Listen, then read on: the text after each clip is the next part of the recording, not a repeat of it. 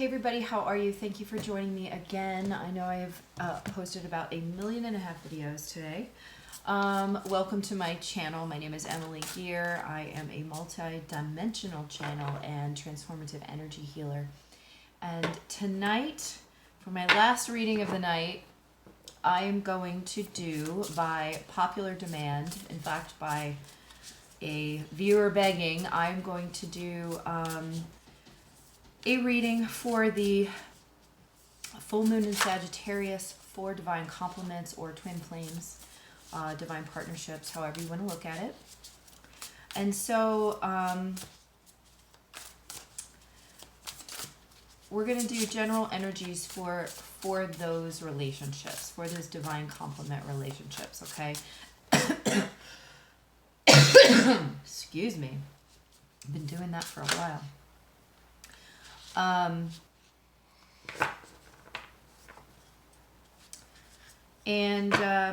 Sorry, I totally spaced out there. We're just gonna see what's gonna come up. I honestly have no idea. I have no idea. Okay, so let me get a few cards here.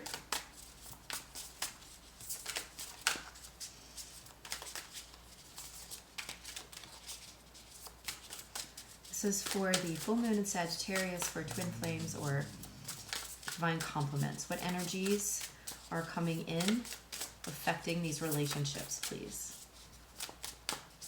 Oh my God. Okay, so we've got the Page of Swords coming up with the Queen of Swords. Okay, and the Queen of Wands. We have two queens and a page. I am feeling like some of the lower aspects of ourselves are kind of being I'm hearing neutralized. They're sort of being cut away and released into the ethers is what they're saying. It's being replaced with a different energy. Okay, it's being replaced with an energy which is more highly attractive and in the like energetic sense is higher vibrational. So I think what is going to happen is you're going to look back in a couple months and like you're going to realize that your behavior, your energy, your what you're attracting into your life is completely different. It's going to be on a higher vibrational plane. Okay, that's what I'm feeling through these cards. This stuff is this other stuff is really getting neutralized, and it's almost being like they're showing me it's like almost getting pulled out of you like a vortex. So if you're feeling like off balance or like headachy or like tired, confused, just dizzy, that kind of stuff, I almost feel like this energy is coming in like a sandstorm, a vortex.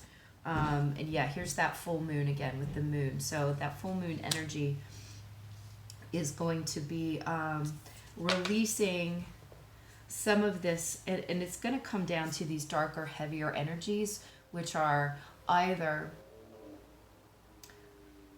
fear-based, a lot of the fear-based energies, a lot of the energies that are related to old programming, which come from other lifetimes and society. Okay, it could come from this lifetime, it could come from your childhood, but I'm feeling like this is very, very old stuff that's getting released here from the partners, from the twins, from the complements. What else? What else, please? I knew this was going to come out. High Priestess. The High Priestess. Again with the moon imagery.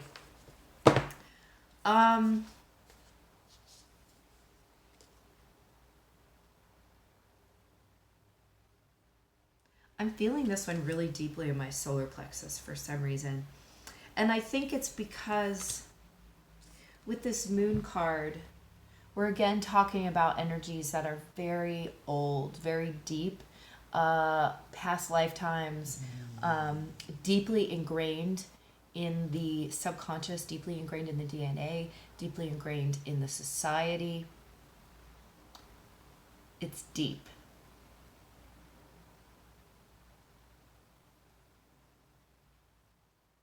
It's transforming at the genetic level, and there is again this neutralizing of these lower energies in favor of the higher energies that are coming in.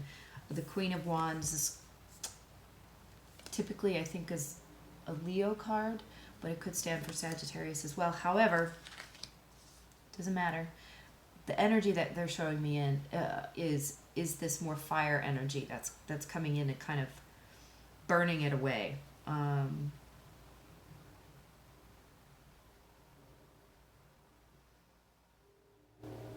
This is all I keep saying is this is very deep. It is very deep. Like this is huge.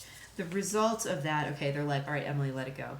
The result of that here is a complete change. Look at this. The Fool with the Wheel of Fortune. A completely new way forward on this higher plane, on this higher dimension, right?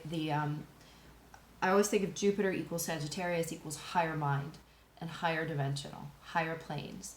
And stepping very, I want to say bravely, but it's almost like stupidly, but not stupidly. It's without thought, stepping without thought into this new, into the flow, into this new flow. It's a brand new flow. And it's all based on this sort of jovial energy, this goodwill, good luck. Again, higher vibrational, higher mind, fire energy here. This is ushering in a higher level of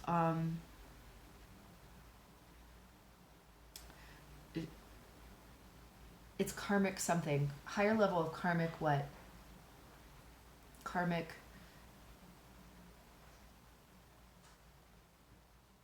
I can't hear what they're trying to say. I think I've done too many readings today. It's that things are playing out on a higher timeline, on a higher like playing field. And everything that we do is karmic. Like that doesn't necessarily mean negative. I feel like this means then more like the positive karma, the karmic rewards for the work, or for the, not even just the work, because that implies good and bad, right? It's more like we simply have to have all of these kinds of experiences. And so we're moving away from the experience of the Page of Swords, where there is so much duality and there is so much frustration and negative energy and heaviness and darkness, right? Jesus. It's going to be a new experience of emotional depth with the Page of Cups coming up. A new experience of emotional depth. Changes in emotional depth. Changes in the timeline, in the positive. They're showing me like an arc. It's like you get on the ride and you get on the arc. So it's a different arc, I guess. Or a higher arc, if that makes sense. I literally am just telling you what I'm hearing. Like, I don't know what I'm talking about. So take it all with a grain of salt. I am 100% honest about that. I have no knowledge. I just report the, I'm just the reporter. Let's put it that way. I'm like those reporters with the thing in the ear. So yeah, a much deeper experience on the emotional level here as well. And this is only the beginning. There's more coming. There's more coming in.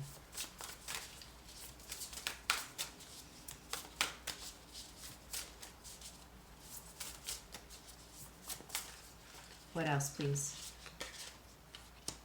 This would not stop coming out when I was pre-shuffling. So this is the Four of Swords.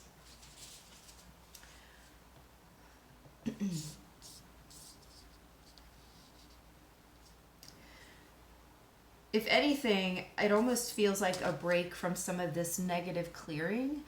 And it may be a very short-term break, because I'm also feeling not long after that there will be more stuff that's coming in, and more changes and more upgrades and stuff like that. But with this expansive energy, this sort of change, it's almost like a breath of fresh air. It may be not necessarily a rest, so to speak, but it is a change of pace, something that is very much a breath of fresh air for everyone with this Four of Swords here. So now we have the Lovers with the Strength card. I do feel this immediately took me to the feeling of karmic clearing, and that there is a really effective, deep level karmic clearing. Now this is taking me back to the High Priestess with this woman in the Strength card.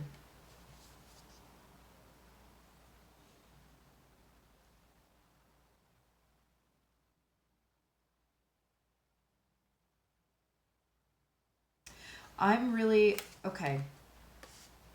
I'm almost feeling like there may be this focus on individuality during this particular full moon for the complements, for the counterparts, or whatever you want to call them. And that's not to say that they're not, either in relationship, together, if you may be, or that they're thinking of each other, or somehow involved with each other. But I almost feel like this is a solitary, like they're not stepping away from each other. What am I trying to say? This is an individual going within for each one of them.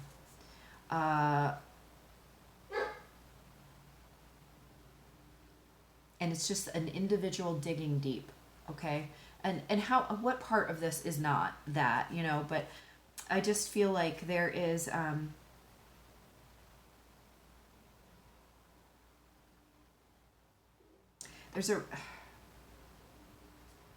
what is this? Oh, so that's coming from the fact that this really feels like these people are like mannequins. They're like in a shadow relationship here. They're not really together. And so I feel like this is kind of, it may be continued testing of that strength, but really it's like a complete, this is a positive turn. I feel like there's a very positive change in direction here.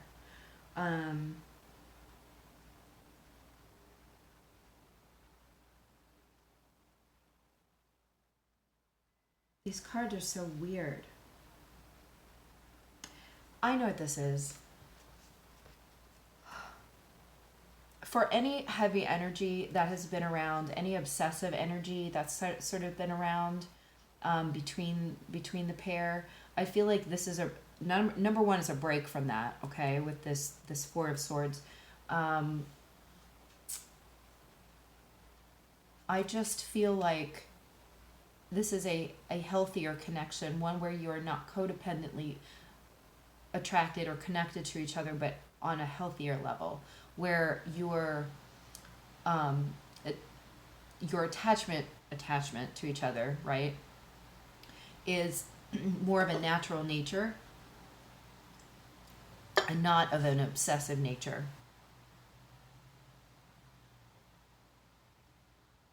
These two cards are throwing me, man.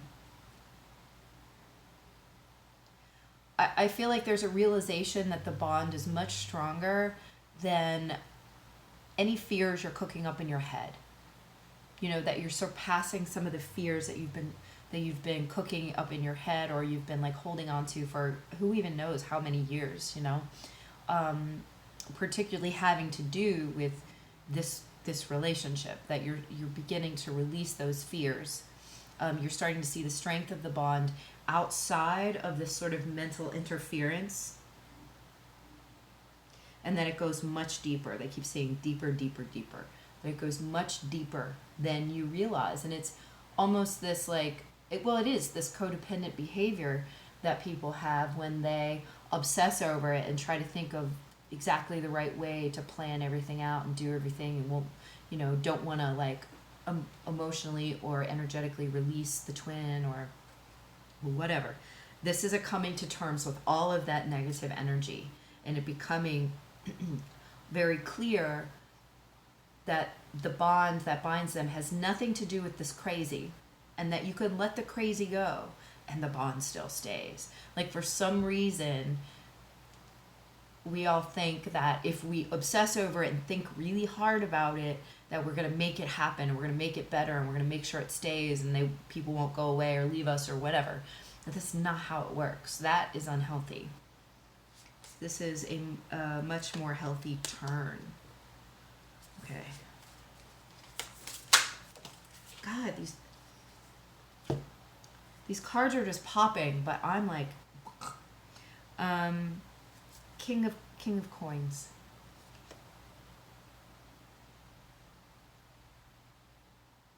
I'm gonna get a couple more with that. I just want to see a little more of a story here.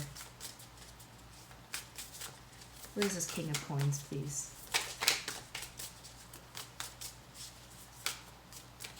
What is this King of Coins?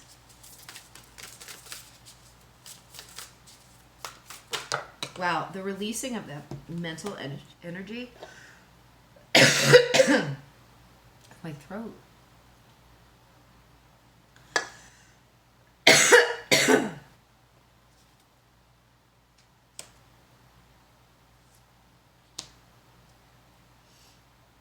The releasing of that mental energy is really allowing you to more effectively ground. Like, the mental energy was really blocking much of this like union energy to be able to ground in the physical world. When you do that, you get the 9 of Coins with the 2 of Wands. When this grounding takes place, then you have these more firm foundations.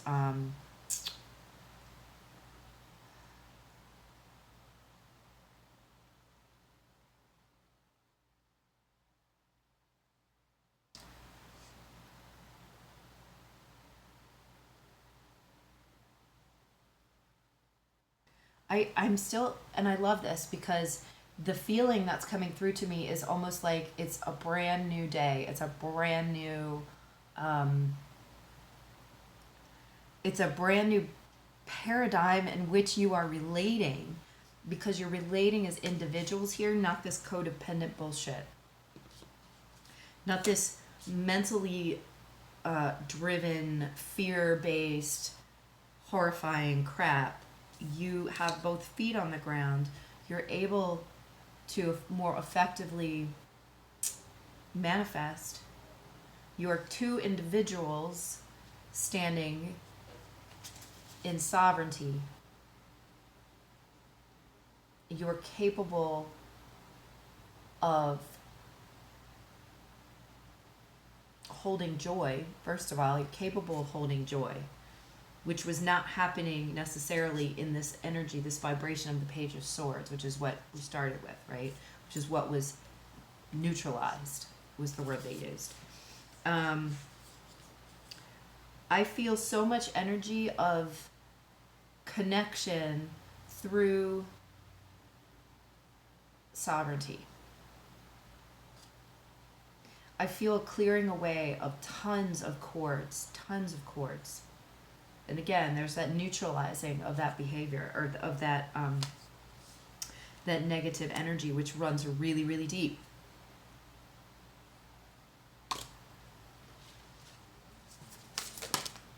Jesus. The Star, the healing of that, the pulling away of those cords. Her eyes are covered. No, they're not. They're just closed.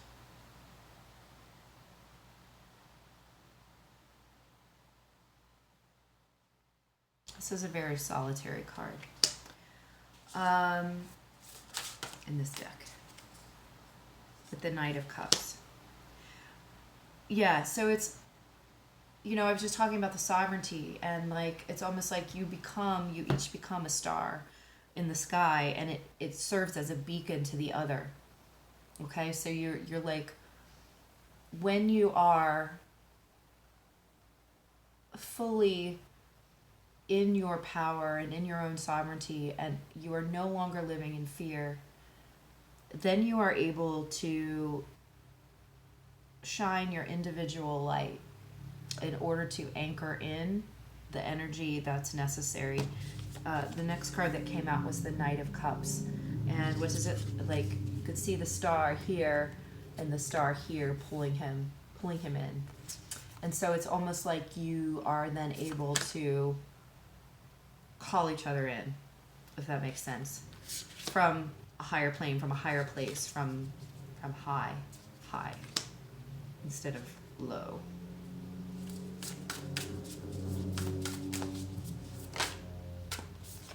Six of Swords.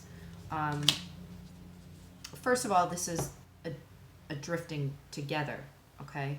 And it's also a departure from a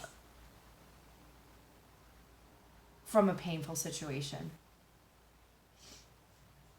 She's looking through all those swords. She's facing the sword. So she's looking past that mental fragmentation, the distortion, the mental distortion that has been plaguing her existence. And so this new beginning has come in, and this energy is changed and shifted via this moon. And it's almost an expansive, huge, it's on the level of universal. You know what I mean? When you become these stars that are standalone bodies that have their own magnetism and gravity and light that shines. And the stars and the planets, they all affect every other being in their orbit with their gravity and their energy. And yet these two are just drawn together because of the strength of their own individuality. What was created here with the change that came about here with the Fool and the Wheel of Fortune. This is a really vague reading. Let me see if there are any final thoughts here, because I've been going on for a while. Any final thoughts for Twin Flames, Divine Complements, Divine Counterparts for this full moon in Sagittarius on the 17th, please? Any final thoughts? Oh God, of course, it's a huge chunk. What? The top card is the Ten of Cups. So, Ten of Cups to the Six of Cups, to the Two of Cups, to the World, and the Page of Wands. Okay. So, I feel like this is a sort of a... this Page of Wands to me says, this is it starting. It's starting now. This also is, this looks like the Centaur to me. And this is like that first step. Like here, we're opening the door with this full moon. Opening the door for this energetic transition. For this full circle change. I'm actually reading these backwards. From the direction that I laid them down because they make more sense that way. It doesn't really matter for tarot. So, going full circle with the World. The Two of Cups and the Six of Cups. The matching of the cups and the joy and the nostalgia, the attraction across lifetimes, right? The knowing, the recognition of each other across lifetimes, to the Ten of Cups, the fulfillment. And all I can say is, I asked them for I ask them for a final note, a conclusion. And I feel like this is their way of saying, here's the cycle that brings you this. Or at least it brings it in. It brings that change. There's none of this mental confusion and horribleness in these cards. All of that is right at the beginning. That's what we're leaving. That's what we're changing from. Thank God, you know? And it makes sense with that kind of energy.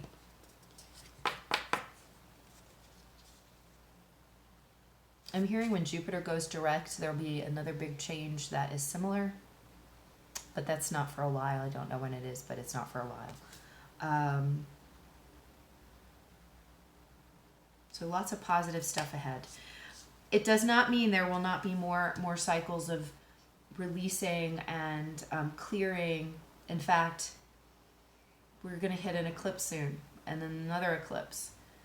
And I don't know what energy is coming in on July 6th and 7th, but that keeps coming up for me. So just know that something's happening then, and the eclipse is on the 2nd.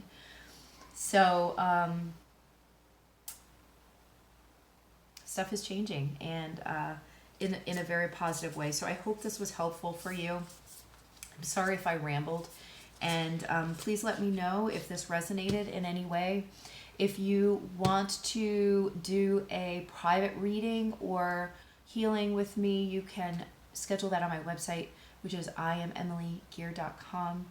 And please, please, please like, subscribe, comment. I love to hear your comments, but please like and subscribe. It helps people to find my channel.